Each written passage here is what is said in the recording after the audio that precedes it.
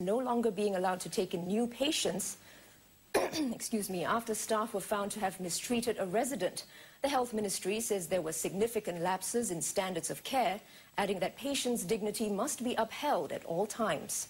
The ministry was alerted by Channel NewsAsia, which received this video of the abuse.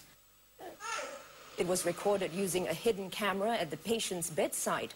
The victim, an elderly woman, is shown sitting next to the bed naked with the ceiling fan on at full blast. After a while, staff members lift the patient and throw her onto the bed.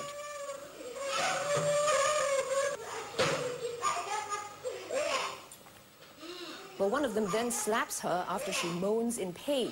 The old woman had been a resident at the home for 4 years, and the home says it has disciplined those involved in the incident, and has imposed checks by senior staff.